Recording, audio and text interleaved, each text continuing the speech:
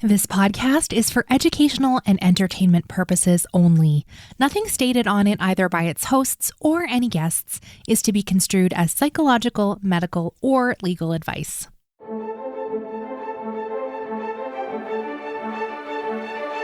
You're listening to Adoptees On, the podcast where adoptees discuss the adoption experience. I'm Haley Radke. We are back with part 2 of our interview with Dr. Deanna Shrodes.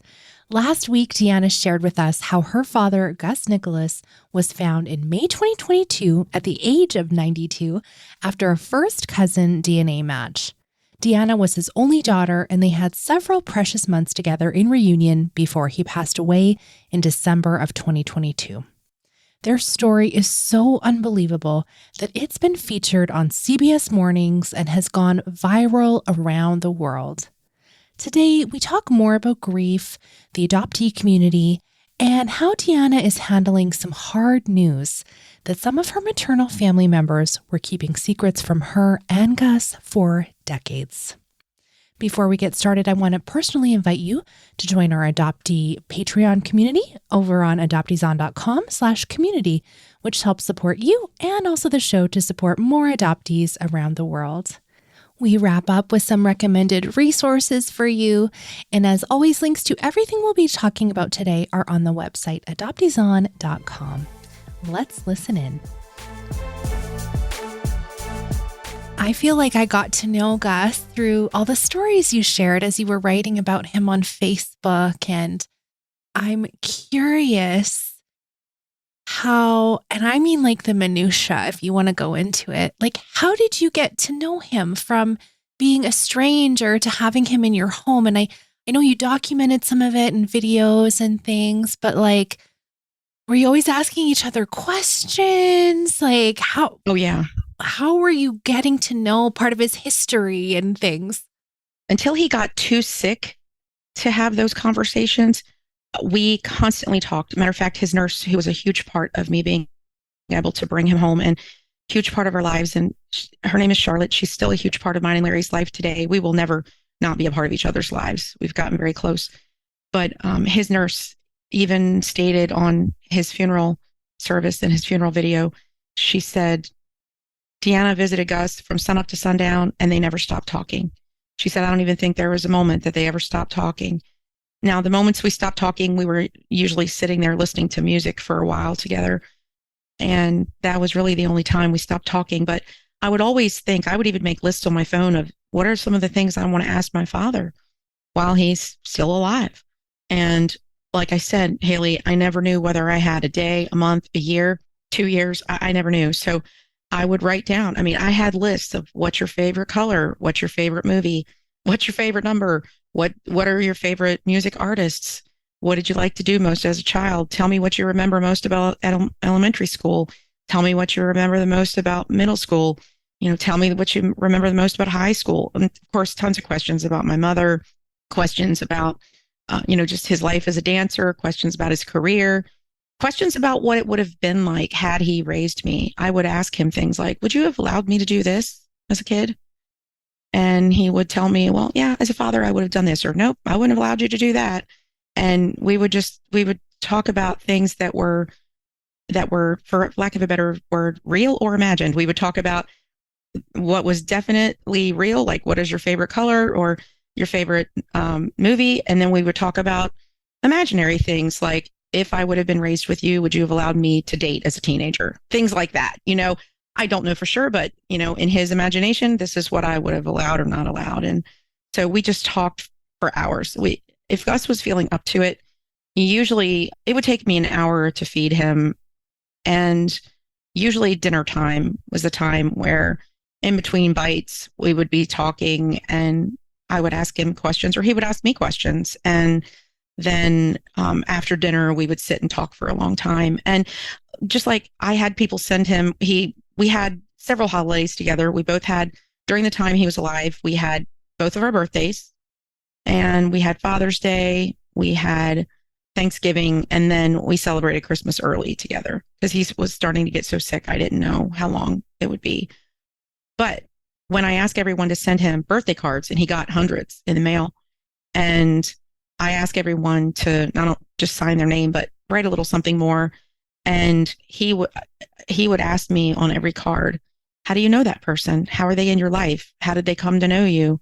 And he would want to know the backstory of each person that sent the birthday card. And we went through those birthday cards again and again and again because he was so thrilled. He wanted to keep hearing them, and I'll never get rid of the birthday cards. I mean, we're always going to have the birthday cards. I saw you share a quilt as well recently. Do you want to talk about that? Yeah. So he wore t-shirts every day. And I had a dear friend, Melissa Kendall, makes t-shirts, and she made all kinds. When he was in the nursing home, he wore one, several of them that said, "My daughter loves me," and it had a Greek flag. And then we had one that said, "Mr. Greek." And then when we were bringing him home, I said I wanted a few of them. I wanted one that said Florida or bust, and it was going to be one for him and one for me. And then our date of birth, like our years that we were born on the back. And then one that said free at last, thank God Almighty, free at last, because he was finally breaking out of there. And I had various shirts made for him over time, and those were what he wore every day, different ones of those. And then once he passed away, I didn't just want to leave them hanging there in the closet. I wanted to have something where I could see them often. And so my son's mother-in-law made them into a beautiful quilt for me. I love having those tangible things, right? Like that's when your person's not there anymore, having something that you can hold on to, it just feels like this extra level of importance. Absolutely. Okay, let's talk about the very hardest thing in the grief. And so you lost your biological mother, and so you know what that grief was like for you. And I don't know how you experience it to this day, but then Gus passed, your adoptive mother passed very soon after that. Funerals were 2 days apart. Yes. And this is just a couple of months ago when we're recording this. This just happened just two months ago.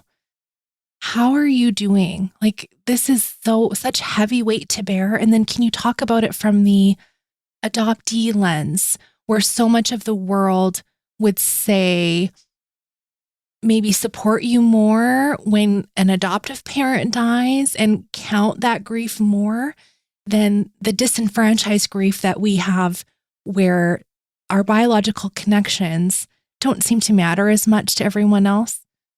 I don't know. Gus sort of wove his way into many of our hearts, though. So I don't know if you experienced that or not.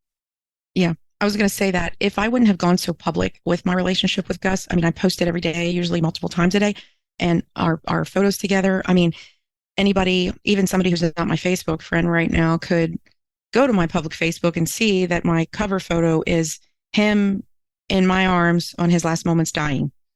I posted the photos of me laying, the day that they told me he was transitioning out of this world. And it was so hard for me to come to terms with that. And when I came home that day, they called me at work. I just thought he had a UTI. That I was not thinking this was it. And I had called and said, "Hey, I need somebody to stop by today and just take a culture.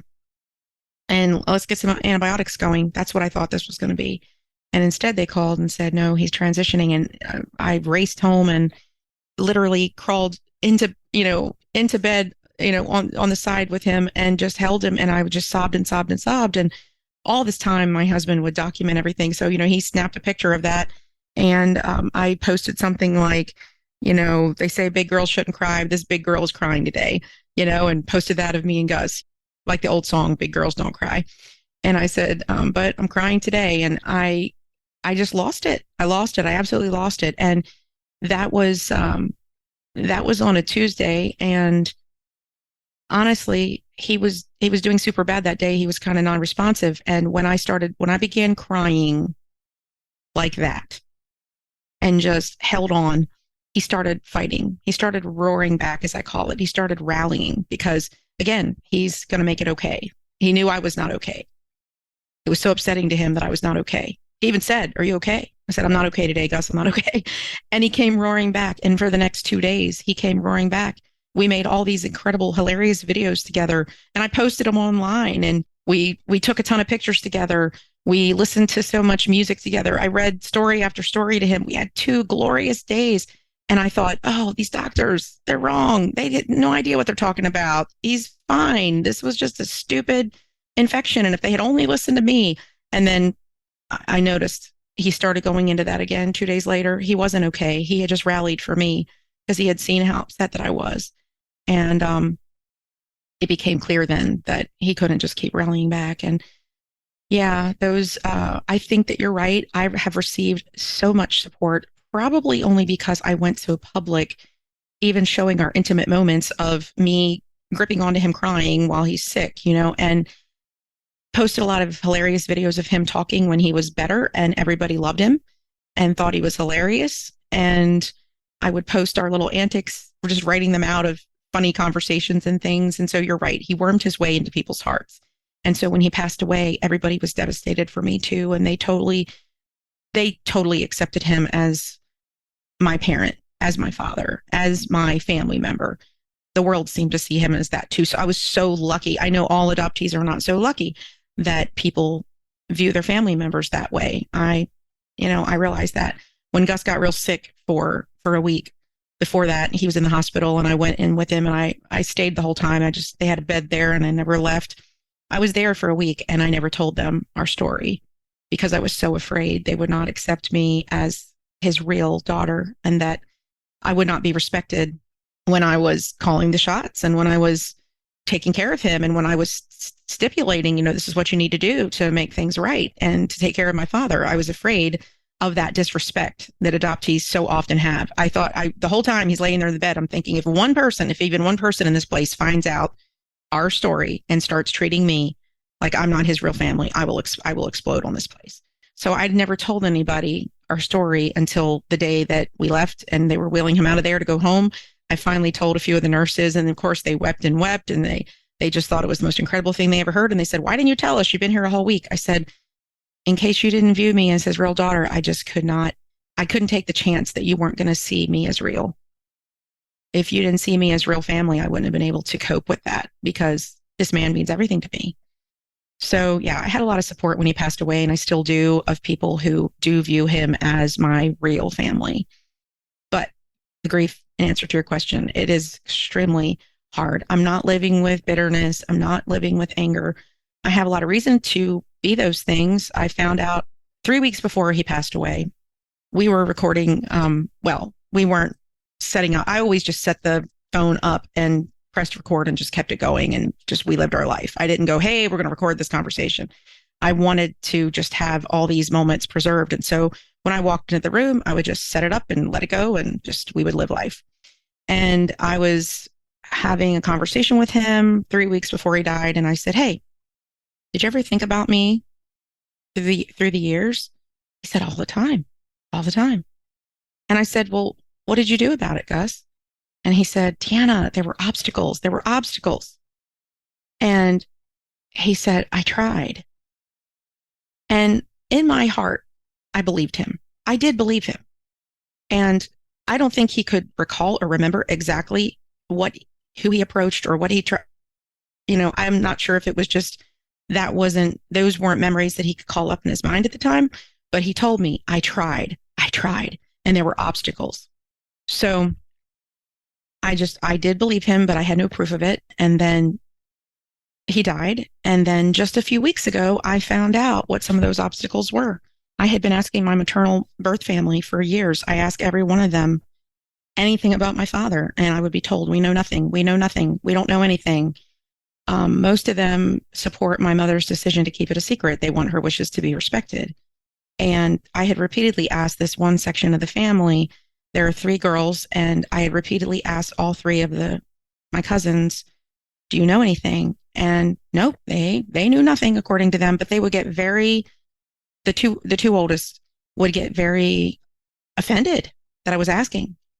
And one even said, don't ever ask me these questions again. Don't ever contact me again. And one, blocked me on Facebook. Well, if you know nothing, why are you so sensitive about it? Why? And it happens to be these cousins' mother and her husband that took my mom to the maternity home and brought her home several hours one way and several hours back. Do you mean to tell me that she doesn't tell them who got her pregnant or what her circumstances are. So I always felt like these are the people that know who my father is. And they would constantly say, we know nothing, and please don't ever ask us this again. So a couple weeks ago, we were looking through Gus's papers because I've got, all of his business paper, all of his stuff. And I was looking through it. I hadn't really gone through it at all when I was taking care of him and he was sick. I didn't have time. Stuff from way back. I mean, just, recent stuff. Started going through all this stuff from way back, and Larry uncovered this folder that was a file of his important papers from long ago, and Gus kept everything. And due to an issue with his eyesight, he had this large block, very large handwriting. So I know exactly what his handwriting was. And Larry opens this folder, and right on top is a piece of paper with Gus's handwriting, and it's my aunt's name and phone number, the girl's mother, the cousin's mother, the one that drove my mom to the maternity home. And it was her phone number. And she's passed away now, but this was her phone number that she had for like her, entire adult life. And I instantly, first of all, I cried for two reasons. I cried because I had proof that my father told the truth. He reached out. He was trying to get a hold of them and say, where is my child? And who has her and what's happening? I was upset because I had proof that Gus did try. Number two, I was crying because I had proof that they lied. I had proof that they really did conspire to keep us apart. So I took a photo of this piece of paper and I texted one of the girls and I said, so you guys knew nothing, but here's your mom's phone number and Gus's name and phone number in his handwriting. What do you have to say for this? Well, it was a different time back then. I wished it wasn't so different back then. Things were just different then. I said, you know what? Things were different then, but this is 2023 and you're still acting the same way. Things aren't any different now, apparently, because you're still doing the same things, the same secrets, the same lies. Well, my sisters and I just feel that, we just need to protect our mom. Well, protect her from what? She's in the grave. She's dead. What are you protecting her from? So I have proof that they did know who my father was, and I have proof that he was reaching out. And I could be bitter and angry and hateful about that. I'm just not going to let them turn me into something I don't want to be. All of this has already taken enough away from me in my life. I don't need any more to be taken away. I'm not going to let it turn me into someone that I don't want to be. I'm sorry. That's so upsetting. I know. Because when I hear that, I just hear of the time you were robbed of with him. I know. I have to get up every day, Haley, and as much as it hurts, I have to focus on what we did have instead of what we didn't have. Yeah. I'm really not trying to spiritually bypass this. I'm not sure how much you're familiar with that term. I know you're familiar with a ton of psychological terms and things, particularly concerning adoption. But, as Christians, we can spiritually bypass by just using a bunch of Christian cliches and quotes and not really grieve and feel our pain. And I'm trying so hard not to do that and just spiritually bypass the grief that I'm feeling. But I try to think about things like, okay, Gus could have lived apart from me in Virginia and I could have visited him once or twice a year. But no, I moved him into my house and had him basically had my father every single day for months and months and months and months. So I console myself by saying even some people that are with their natural father don't get to see him that much. My adoptive dad lives far away. I see him very, very little. Of course, he had me for 18 years growing up. So there's that. I know that. But I had Gus every day for months and months. And I have to just keep focusing on, wow, it's such a miracle that I was able to have Gus for months and months before he passed. And it was such a miracle that he accepted me from second one, and that was never a struggle, and that we won the battle to bring him home. And I have to just keep focusing on those things or it will swallow me up. Okay. Hopefully this is my last hard question. I welcome hard questions. I know, but I hate making people feel painful things. It's not what it's here for. But, I know you're such an open person and you've shared so vulnerably about this journey. And I feel like, you and I both are people that talk about the things that no one else is like really gonna say out loud. Mm-hmm.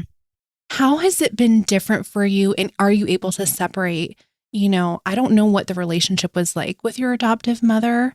But I could read the difference in your posts when you posted about her funeral and then 2 days later, Gus's service. And then I was able to watch the memorial service that you had for Gus. It's still available on YouTube. If anyone wants to see Gus dance, like there's all these photos of him and the dancing. Oh my goodness. It's just really special. A special treasure to share that with us. Are you able to kind of see the differences in your grieving, or are you willing to talk a little bit about that, share about those relationship differences? I've never spoken about this openly before, except in one article interview that I just did that hasn't even come out yet. And I share more freely about it now because she's passed. But unfortunately, I wasn't close to my adoptive mom for many reasons. It's probably a podcast all in itself. Not that I'm inviting myself back or anything. But we weren't close. And she never accepted why we weren't close. It had nothing to do with my birth parents. I think she wanted to blame it a lot on that, particularly my birth mom, because we were in a relationship for 20 years. But she and I had differences and struggles even way before I ever reunited.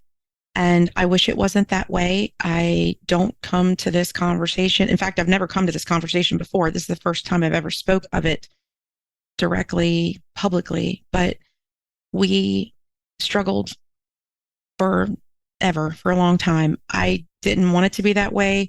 I still wish it weren't that way. I wish it didn't have to be that way. Just to give you an illustration of just one example of what I'm saying regarding my birth parents being blamed. When my birth mother died, I was devastated. I was devastated on 2 levels. First of all, because we'd been in a relationship for 20 years. And aside from not agreeing about my father, it was a really good relationship. And I was devastated that she passed away. And I was also devastated that she took his name to the grave. Absolutely devastated. So I'm grieving that. And it hadn't even been hours. That I think it might have been 4 or 5 hours that she passed away.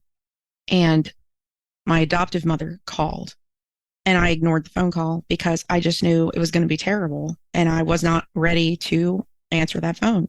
In the distraught state that I was in, not that I would never have answered the phone, but in that moment, I needed time. I didn't answer the phone. And so then she followed up minutes later with an email. And like I said, it hadn't even been, just hours since my birth mom had passed away. And my mom's comment on the email was, "I'm so sorry that she has passed. I know how much she meant to you. Maybe now that she's dead, we can spend some time together." That was the comment. And I messaged back and I said, she's never the reason we haven't spent time together. So there's that. And then that was it. I didn't communicate the rest of that few weeks or however many weeks. I don't know how long it was, but it wasn't forever. It was maybe a month or 2. But I stayed away from communication during those weeks and months because, again, the first thing you say to me is, now that she's dead, I hope we can spend some time together, when she's not the reason we weren't, we already weren't spending time together before I reunited with her, but she's a convenient scapegoat, and then when she's dead, now it's okay. Now the problems are solved. No, because she wasn't the problem. So when my adoptive mom died, just within days of Gus, the grief is different. There's still grief, but my grief with my adoptive mom is that it will never be able to be the way that I longed for it to be. I've often told people behind the scenes, just close friends that know, and they all see it and they agree. I say, who wants to have a bad relationship with their parent? Nobody. We all dream. Like, at least I know for me, I dream of having what a lot of my friends have. they go out and they get their nails done with their mom, and they go to lunch, and they go shopping, and they go to the movies, and they have girl nights, and they have a good time together. And I'm like, oh my gosh, okay. So I would love that with my mom. Who doesn't want that? Who doesn't want to pick up the phone and be able to talk to their mom for hours and have this go-to that you see so many of these other women have, of this, incredible fountain of support? Who doesn't want that, right? So for you not to have it, something has to have happened where there's a reason that's not happening. There's a very deep hurt there that it's not taking place. And I know that a lot of people, not just adoptees, but other people, I have many people in my life, adoptees and non-adoptees, who are estranged from their parents. And I never chose to make that move, although I have listened to your entire estrangement series and I thought about it many times, and I had every reason to. I would always keep a tie there, but many times it was a very thin tie, almost non-existent tie, but I still kept that tie. There's many reasons for that. That's probably a book all its own. But my grieving with my adoptive mom has been for what never will be. She's gone. It's never possible now. And I know there may be people that will say, well, if you would have tried hard enough when she was alive, maybe it would have been possible. I did try. And many people who even know us don't know the extent of, how I did try, but I did try. And it never went like I hoped it would go and prayed it would go. And now that she's dead, it will never go the way that I would pray or hope that it would go. So my grieving with her is that, wow, this is over and it's never going to be the relationship that I dreamed it could be. And with Gus, it's everything you and I have just discussed and more, that even in a short time, he tried so hard. Haley, you asked the question. And like I said, I've never shared this publicly before, but I'm going to share it now. And hopefully this will bring some understanding and light here. I timed it one time when I was on the phone with my adoptive mom. In 20 minutes of conversation, she never once asked, how are you? What's happening in your world? Are you okay? What's going on in your life? 20 minutes. And that wasn't uncommon.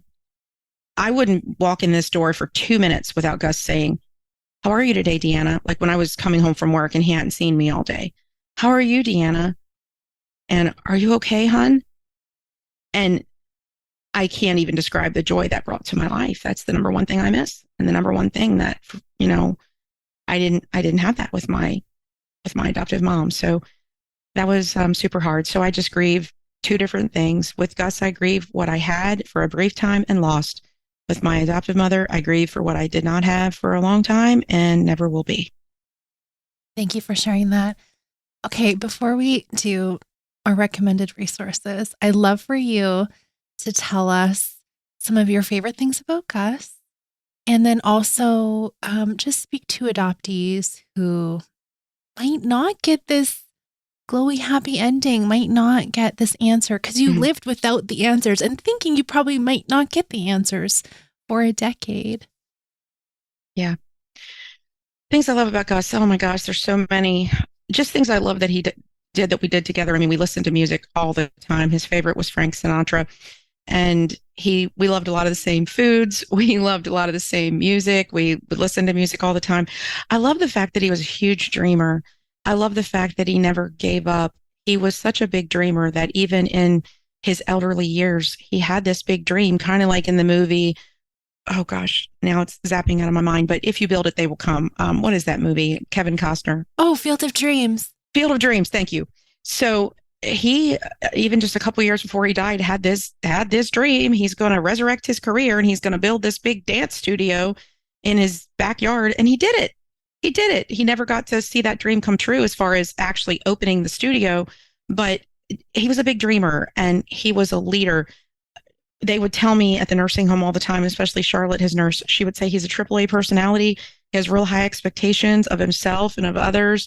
And it was just laughable. I had my team members on the team that I'm blessed to lead. Our last team meeting that we had before Gus passed away, I had our team meeting at my house so every one of them could meet Gus. And I didn't know like how long he would be here, but I wanted everyone to have the opportunity. And so all my team got to meet him and they're like, your father is so much like you. He's driven. He is a type A. He's a leader. I loved seeing all that in him and just how he lived that out and how many people came out of the woodwork after I found him. I went on social media in the Richmond, Virginia area and just blasted everywhere. This is my father. I just found him. I don't have many videos or pictures of him because, of course, he was in the nursing home. I said, I want videos, I want pictures, and I want memories. Anybody that has them. And people came out, students and parents came out of the woodwork to say, he was our teacher, he was our kid's teacher. And they came with pictures and videos. And I've gotten to become very good friends with a few of them. And they tell me the stories about how driven he was and how much of a leader he was and how he impacted people's lives. And so I still love hearing the stories. Anybody new that I meet that has a story about him or just any little tidbit I treasure. So those are the things I love. As far as adoptees who may not have this same story, I'm sure there's a lot of them that don't, because I've seen, everybody's told me this is like a 1 in a million story. And I feel sorry about that because I wish that everybody could experience it. All I can tell you is that for so many years, I remember one day I prayed, I said, God, am I always going to be the bridesmaid and never the bride? Because I helped, whether it be even just a little word of encouragement, all of my adoptee friends that were looking for fathers. And I didn't help every one of them on their search. I helped a few of them tangibly on their search, but all of them that I knew that I would, correspond with, I would at least give a word of encouragement, a prayer, something, anything to just be kind to them. And I would say, God, I'm willing to help anybody out there. Like, is this ever going to happen for me? And I really felt like it was too late. I really felt like my time had passed.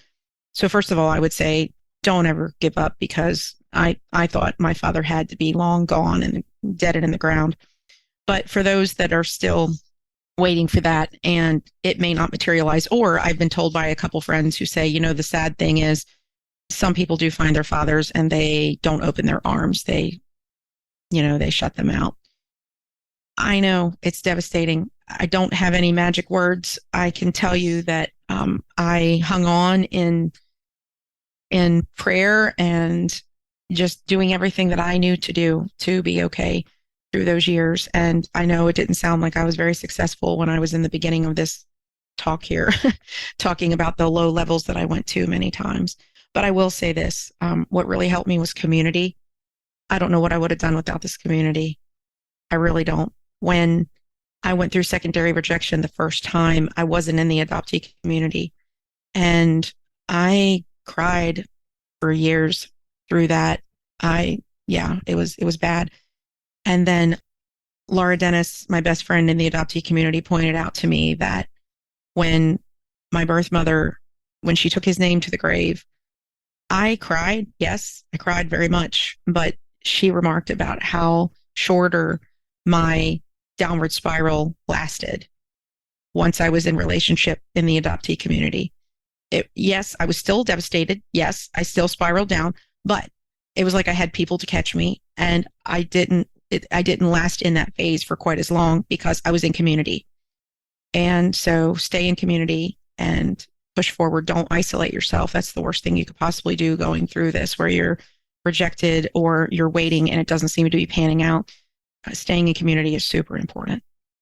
Thank you. I think that's really wise. Gosh, it's just been an honor to hear your story from your faith, and thank you. My recommendation is that people follow you. You have a new website, and I know you're blogging in on there.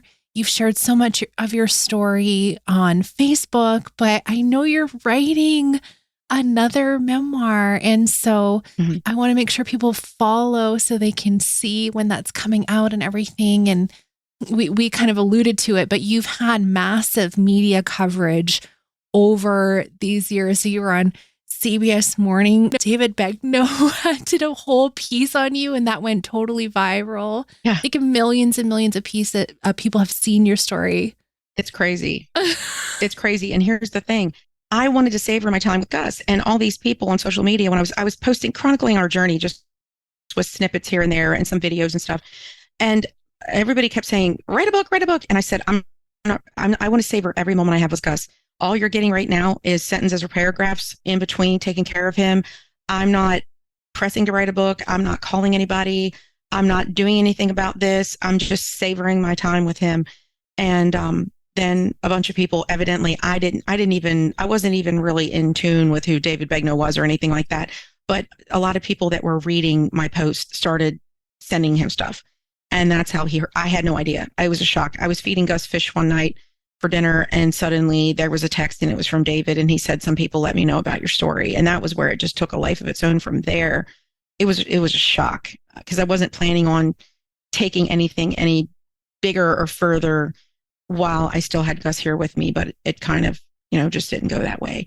And that's okay. I accepted it as, the Lord's plan. But yeah, so it did. I'm writing at drdeannashrodes.com now. I used to write very regularly a couple times a week at adopteerestoration.com. All my writings are still there. And I'm not saying that I'll never, ever post again there. But since I had finished school, I had started drdeannashrodes.com. And my plan was to write about trauma there because my dissertation was on trauma based upon my personal experience. My dissertation isn't based on the personal experience. It's based on research, but it comes out of a heart for that since I had gone through these personal experiences. And I had intended on kind of going a little bigger with that direction once I finished school. And that was just kind of the way things went and where I've landed now. But people can still follow me at Adoptee Restoration, but I'll be blogging a lot more and putting a lot more information out at drdeannashrodes.com. I think I shared in our last episode how much Adoptee Restoration meant to me and still does. I was reading through some of the posts earlier in the week and I was just like, oh yeah, this is where I fell in love with Deanna. So there's so much good stuff there. And it's going to stay there. I'm not removing it. I just want to add my trauma work and all of that and put it together. So I'll still be writing about adoption and adoptee things. But again, it's probably going to be from the Dr. Deanna Shrodes blog, but I'm not removing the Adoptee Restoration blog. It's still there for anyone to read, and I'll still answer people from there. Wonderful. So yes, we're going to follow you and cheer you on as you write your newest memoir. And what did you want to recommend to us? It's a book that I absolutely adore. It's called Perpetual Child, and it's written by adoptees and compiled by Diane Renee Christian. And it's just incredible. It resonated with me immediately when I read it because I've always felt like a perpetual child. I have always felt like that regarding not only my adoptive parents, but everybody pretty much, and especially in my adoptive family and the way that we're treated by social workers, adoption agencies regarding, our personal adoption.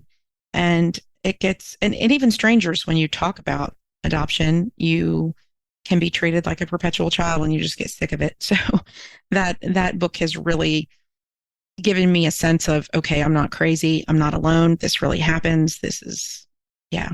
And just kind of understanding that we don't face this alone.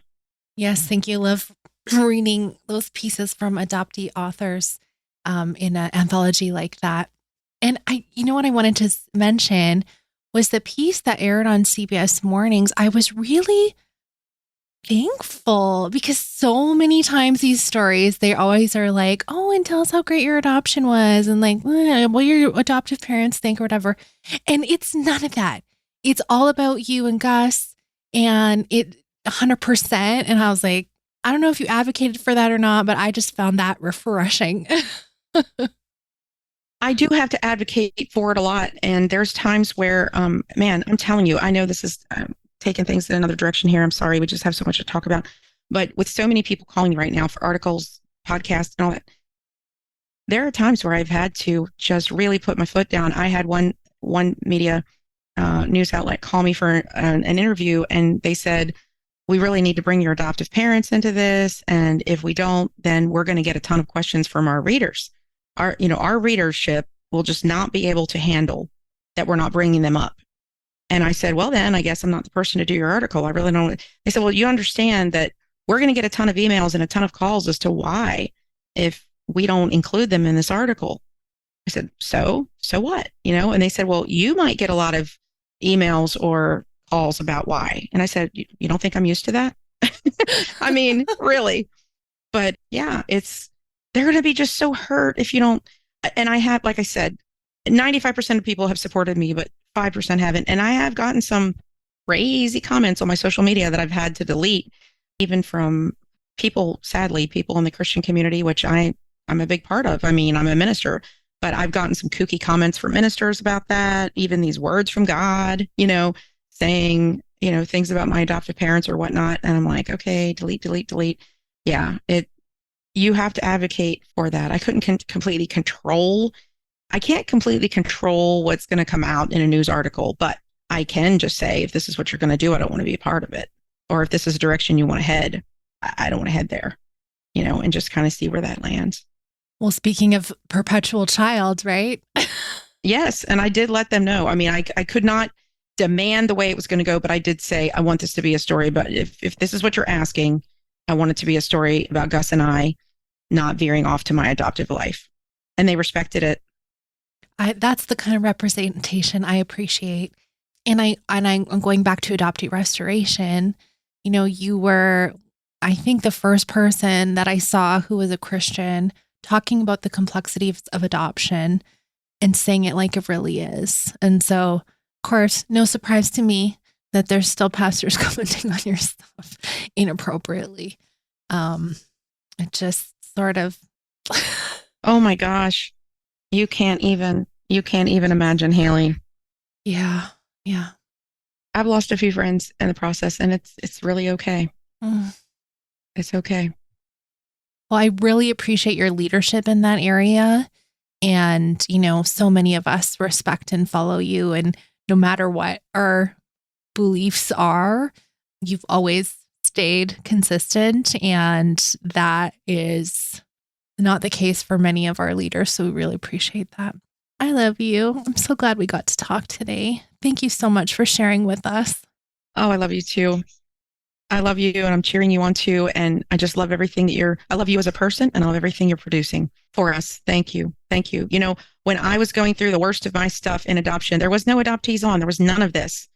It's such a blessing that adoptees going through this today have these resources that we just didn't have back then.